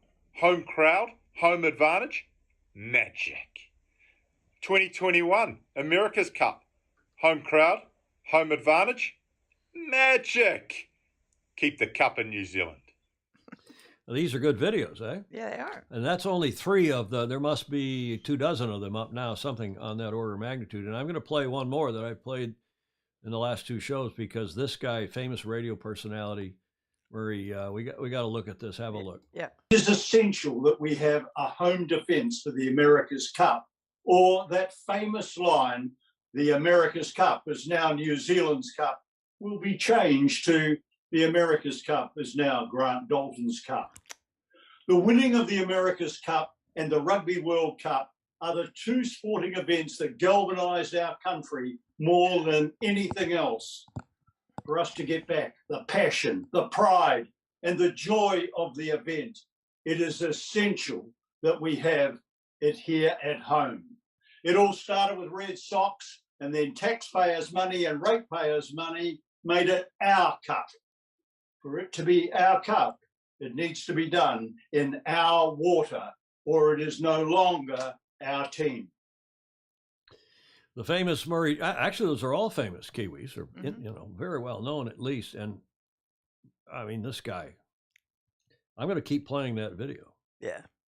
Why not? Why not? Murray Deeker. I just think it's terrific stuff. Share your voice. You can go to their webpage if you want to add your voice. I know some of you don't agree. Some of you think that we just let RNZ deal with this and go, but I disagree. I'm sorry. I strongly disagree with the Cup leaving New Zealand, especially in what's going on in the world now. Why would you take the Cup to Europe under the current circumstances? And you're getting a lot of pushback from the politicians in Ireland and in Spain. And unless there's something, I mean, run it in the UK, maybe, but I'm not even sure I'd want to run it in the UK right now. But go to the Middle East, go to Saudi Arabia, Abu Dhabi, Bahrain. Julia. I mean, I'd keep thinking it when fights to win the Cup and then give it away. I mean, I don't understand that. Yeah, I think the money can be found in New Zealand. It will be found in New Zealand. I think the Cup will end up in New Zealand. And I know not all of you agree. Let's go to the comments.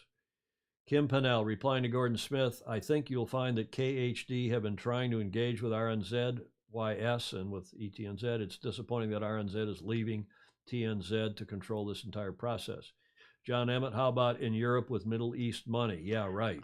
That's Spain. That's the Qatari money is behind the project in Mali. It's not going to happen in Mali. We saw that. I broke that news the other day on the show. Yep. And yes, Grant Dalton is flying around with Sir Keith Mills, who is his agent, and Keith knows the Cup. Keith is a great sailor, but excuse me, face the reality. Go back, and Grant should run the team. Grant not, and Mr. Dunphy, Kiwi Home Defense guy, should stand down and not try to tell Grant how to run the team.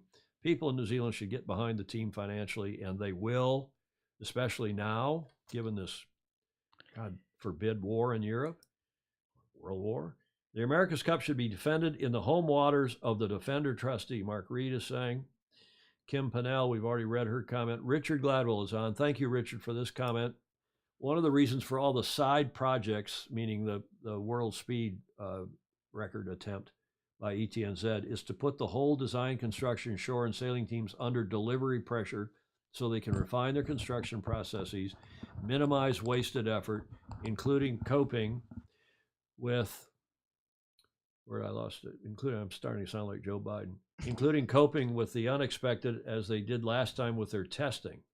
So when it comes to the Cup build, they maximize design team and minimize build time. So in the end, they have a net time gain. Plus, of course, the hydrogen power projects look pretty good now.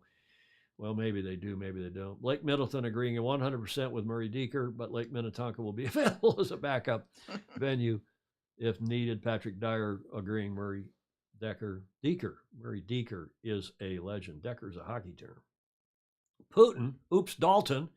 I wouldn't call Dalton Putin. I mean, that's not fair. Dalton is none of us is perfect, including Mr. Dalton, but he is certainly not Putin. Doesn't give a hoot what the general population thinks until he gets what he wants. Well, there's a fine line between leadership and egomaniacal behavior. And I don't think Grant Dalton is at that point. I think he's trying to do what's best for his team, for himself, to be sure, for himself. And the team. And this team, and trying to raise the money and trying to use, maybe even still just use these other venues in Europe as a lever against Auckland. I hope that's the case. But I think as a practical matter, it's going, as I've been saying for months, it's going to go back to Auckland. I don't see how this Cup's going to be run in Europe. And I'm starting to feel that there's no way it's going to be run in 2024. So we'll see. I hope that's wrong. Ted Ryman, Auckland is a no-brainer. Crazy not to hold it in NZ.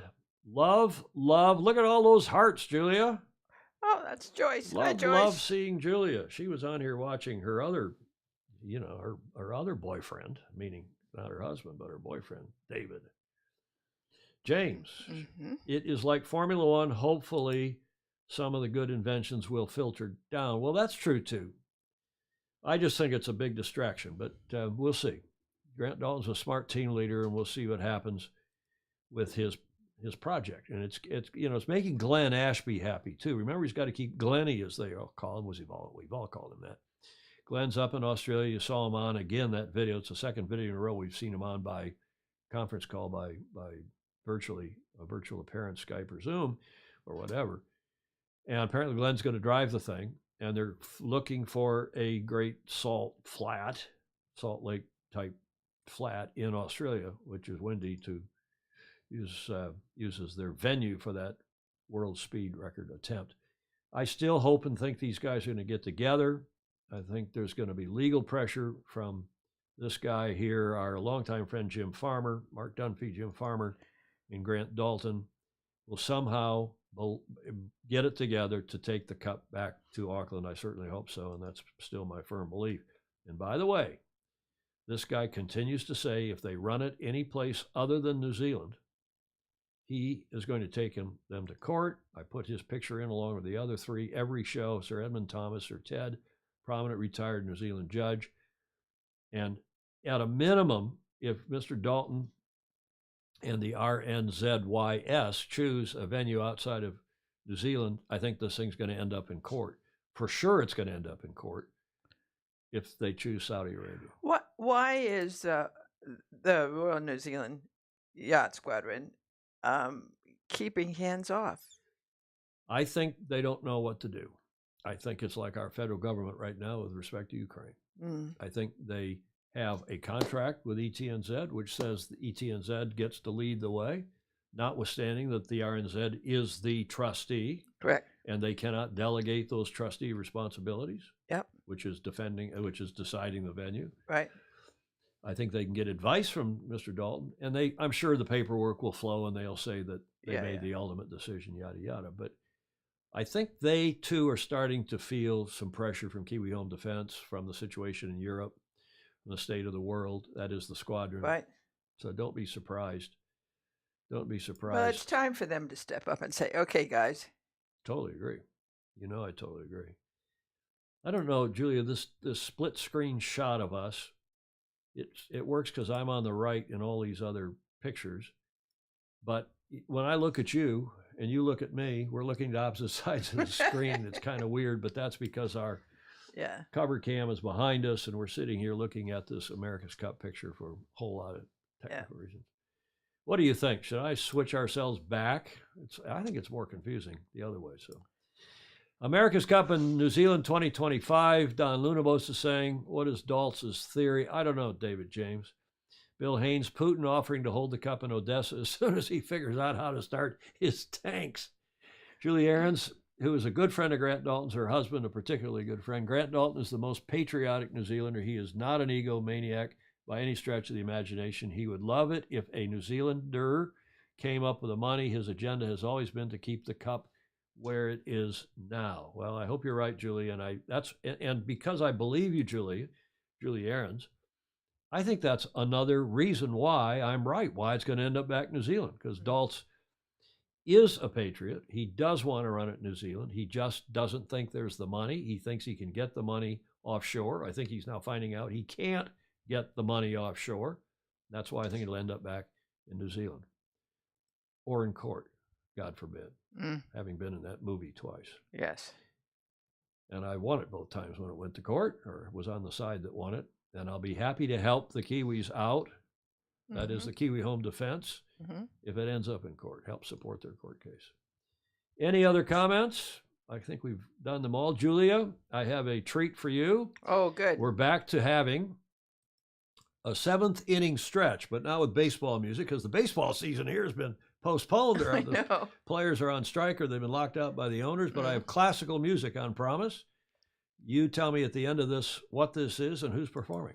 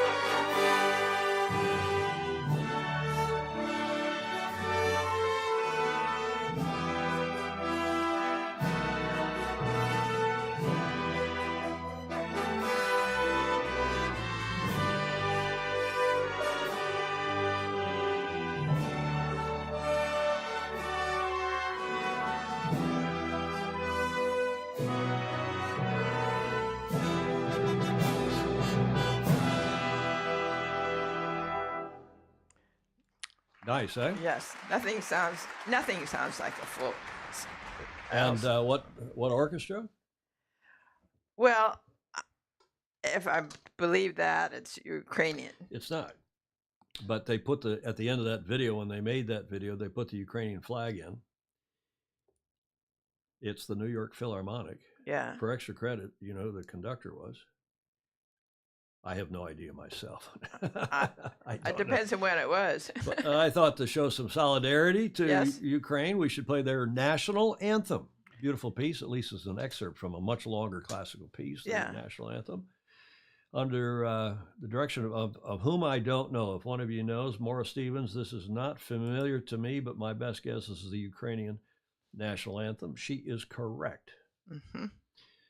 As usual, Maura Stevens up in Canada. Nice to have her on. There is some other yacht racing going on. I'm not going to cover it extensively today, but it seems to be breezy all over. It's been windy as hell here in San Francisco. You know what's been going on. Well, you saw that piece from Emmett, that video, and maybe it's coincidental. It is obviously clearly coincidental, but it's breezy at the Bacardi Cup in Miami. Look at these fantastic photos from, I can't remember who else for shooting for Bacardi Cup, but I think this is a Martina Orsini photo. I gave it, I credit it in the credits, but just great stuff going on. I don't think that was Von Karajan. I think Von Karajan's passed away, David James. He's saying that's who was conducting that. This is fairly recent. This is a fairly recent thing. I don't know who the conductor was, but I'll go look. Steve Adkins, our FOSI in Connecticut, one of the toughest boats I've ever crewed on, 6'8", 275 pounds was a plus. That is Steve. Remember Steve, who was our first, speaking of COVID, we just found out about this time 2 years ago, that he and his wife had come down with it, was a plus, but physically demanding as hobble hiking, then lever in and kiss the floorboards to avoid being whacked by the boom. Just wasn't my cup of tea. Maybe if I'd grown up in them, I'm fine with middleman on the Etchells. Great class. There was did you see Magnus Wheatley's piece today? No, I didn't. On the Star Class, on the Bacardi Cup, on this great class, and the beautiful photos of these boats down in Miami. Speaking of Etchells, I just had to put this shot in. This is from the Etchells something championship down in San Diego. It was bumpy down there last weekend. This fabulous photo from down there at San Diego Yacht Club. Great club that is. And it's also been breezy in, you recognize those boats? My mother loves these boats. No. Those are the Ideens, the Sydney Harbor 18s. It's been blowing, yesterday at least, it was blowing dogs off chains. Yes. At the JJ Giltonen Regatta in Sydney and Oz is going on and continues through the weekend. Look at that sea. Oh, no, they had a big squall come through. As some of our FOSI said, it's been really windy and rainy down there. So we will cover that in all those events, at least the Sydney Harbor 18s and the Giltonen and the Bacardi Cup on Friday's show. With that, we're to the D block and to Whiskey Tango Foxtrot. FOSI submissions all today. This is mocking me and our request via Patreon. Sorry, if you want access to my emotions, you're going to have to subscribe to my Patreon. There we go. I thought that was pretty funny. Thanks, Peter Taylor from New York City. By the way, Peter is prepared. I have the video. He's prepared another. Remember, he did the submission on frostbiting. Yeah. Oh, good. He's now done. Here's your hint. This is a tease on what he's going to be talking about in this video, which I will run. This latest report from Peter Taylor, I'll run it on Friday, and it's really cool. You'll like it a lot. Yes. Speaking of Peter Taylor. Yes. This, you know who this came from? So how long have you been playing the guitar? Talk about sight gags. Come on. It's funny. It is. It's clean. Yes. That came from my beloved mother. Janice Davis sent that. Yeah. Lots of competition. Thank you, Mom. That came in the mail. She also sends a contribution. Like, she doesn't like to use Patreon, but she likes to send a little each month. How nice of her. It's really nice. Every little bit helps. It does. Julie, we're to the finish line, and you're a witness. Yes. It's a grand opportunity to like, follow, and share. It is indeed, and also comments are welcome, even in replay, as we always say at the end of the show. Support us on Patreon, or send us a check, or buy us a cup of coffee or a drink at the bar at the Yacht Club, patreon.com/join/Sailing Illustrated. David James, I have to say the Etchells is the best boat ever. Gordon Smith's laughing at one of the jokes. Great article by Magnus once again today. Yes, Jonathan Frank, totally agree. Nice picks. Yep, indeed. Indeed, indeed. Julia, that's about it. Any final thoughts? No. Look forward to having the SailGP here. SailGP, yeah, we're going to plan a party, don't we? We do. You said that in a We keep note talking to me about it and haven't done it. Well, that's 3 weeks off. I mean, 15th, 22nd, and then that's 3 weeks away. I can barely plan what I'm going to have for lunch after the show. Actually, my breakfast. As of now, I don't know where we're going to do it. Oh, well, we'll see. Let's just hope, sincere hope that these poor people in Ukraine, and thanks to all of you in Poland and the other countries around that are taking these people in and helping out the millions of refugees. And we are praying to God that thing sorts out sooner than later. Like I just today. cannot imagine how how human beings can be so stupid as to walk into wars. The guy's a madman. He's a madman, hell-bent on restoring the Soviet Union.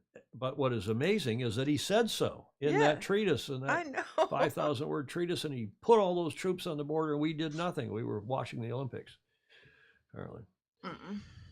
God forbid it gets worse than what it already is, as if it's not bad enough. We're thinking about all of you, our friends and family and otherwise in Ukraine and beyond. Have a great rest of your week.